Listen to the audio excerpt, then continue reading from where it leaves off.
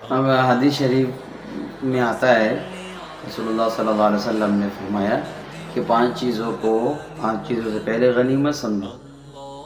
وہ پانچ چیزیں کیا ہے کہ جن کو حضور صلی اللہ علیہ وسلم نے فرمایا، بہت ہی مختصر الفاظ ہیں لیکن انتہائی جامع ہیں۔ یہ اتنے جامع الفاظ ہیں کہ اگر اس پر انسان عمل کر لے تو انسانی زندگی سمجھ جائے اور اس کی آخرت بھی سمجھ جائے۔ نمبر ایک، حیات کا قبل موت، اپنی زندگی کو موت سے پہلے غنیمت سمجھیں۔ قرآن کریم میں آتا ہے، اللہ تعالیٰ فرماتے ہیں جب وہ بدکاروں کو قیامت کے دن عذاب دیا جائے گا تو وہ اللہ تعالیٰ سے عرض کریں گے کہ اے اللہ ایک دفعہ ہمیں دنیا میں بھیج دے، فَأَصَّدَّقَ وَأَكُن مِّنَ الصَّالِحِينَ، کہ ہم دنیا میں جا کے صدقے بھی کریں گے اور نیک اعمال کریں گے اور نیک لوگوں میں شامل ہو جائیں گے۔ تو اللہ تعالیٰ فرمائیں گے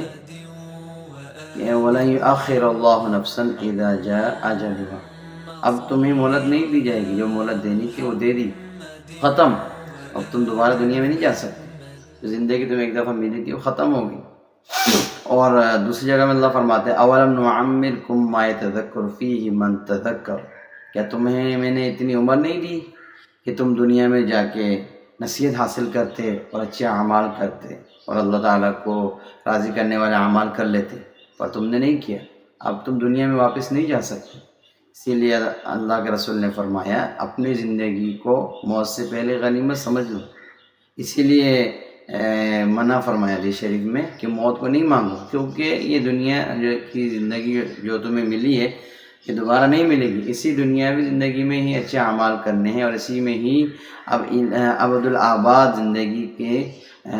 فیصلے کروانے اللہ سے۔ اچھے اعمال کرو گے تو ہمیشہ جنت میں رہو گے، برے اعمال کر کے اور ایمان کی حالت میں نہیں گئے تو ہمیشہ جہنم میں رہو گے۔ اسی لیے حدیث شریف میں آتا ہے کہ موت کو نہیں مانگنا چاہیے۔ اور نمبر دو کیا فرمایا کہ صحتک قبل سقم، اپنی صحت کو بیماری سے پہلے غنیمت سمجھو، اس لیے کہ انسان اپنے صحت میں جو اعمال کر سکتا ہے، جو عبادت کر سکتا ہے،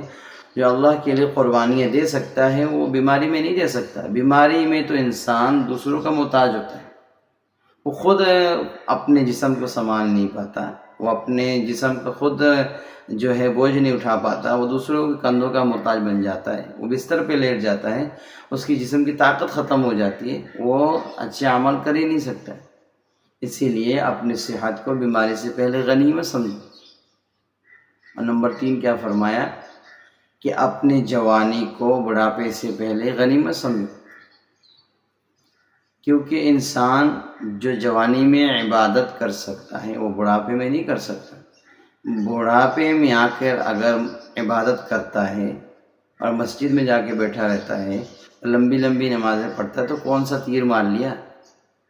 اصل تو جوانی کی عبادت اللہ کو قبول ہے، جوانی کا توبہ کرنا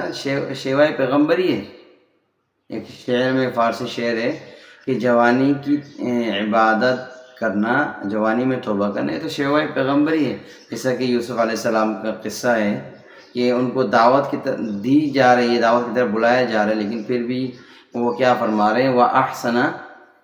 مسوائی، کہ اللہ تعالیٰ میرے لیے بہترین ٹھکانہ کا انتظام فرمائیں گے، میں اس گناہ کی طرف نہیں جاتا۔ انہوں نے اللہ تعالیٰ کی طرف توبہ کی اور اپنے آپ کو گناہ سے بچایا۔ تو جوانی میں توبہ کرنا، جوانی میں عبادت کرنا، یہ تو شیوائے پیغمبری ہے۔ بڑھاپے میں آ کے انسان کو اور کرنا ہی کیا ہے؟ بڑھاپے میں آ کے تو انسان کو پھر بیٹھ کے عبادت ہی کرنی ہے، کوئی کام کر نہیں سکتا، کہیں جا نہیں سکتا، کچھ بھی نہیں کر سکتا۔ اصل عبادت تو اللہ کو جوانی کا پسند ہے، جوانی کی عبادت اللہ کو پسند ہے۔ اس کے بعد چوتھی بات کیا فرمائی، غنا کے قبل فراغ کا قبل شغل، اپنے فراغت کو اپنے مشغولیت سے پہلے غنیمت سمجھو۔ جا کے بڑے لوگوں سے پوچھیں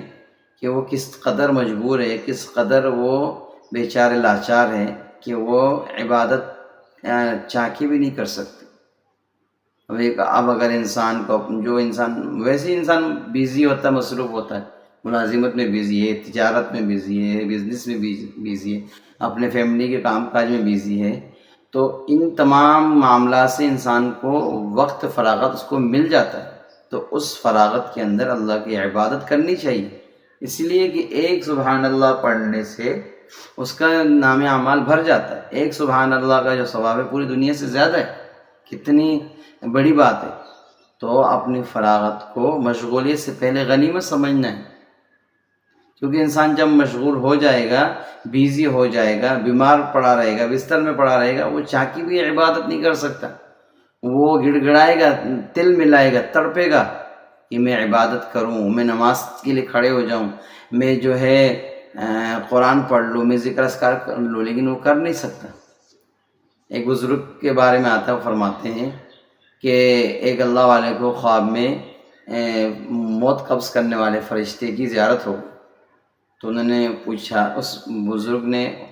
موت کے فرشتے سے پوچھا کہ آپ اچانک آ جاتے ہیں، آپ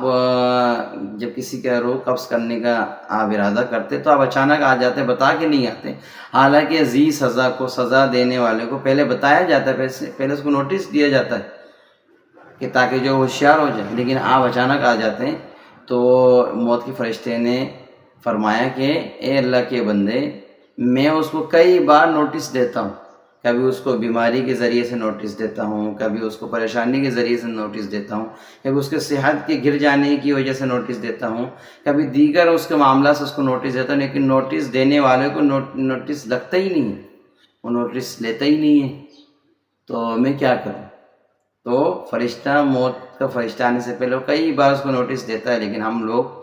اس کو نوٹس سمجھتے ہی نہیں، اس کو ہم سیریس لیتے ہی نہیں۔ ہماری زندگی تو اس طرح ہے کہ ہمارے سامنے، آنکھوں کے سامنے کتنے لوگ مر جاتے ہیں، کتنے لوگ دنیا سے چلے جاتے ہیں، اور ہم ان کو دفن کر کے آتے ہیں، لیکن دفن کر کے آ کے ہم ایسے بے فکر ہو جاتے ہیں جیسے کہ لگتا ہے کہ اسی کو ہی مرنا تھا، مجھے نہیں مرنا ہے۔ جس کو ہم دفن کر کے آتے ایسا لگتا ہے کہ وہی مرے گا، اسی کو دنیا سے جانا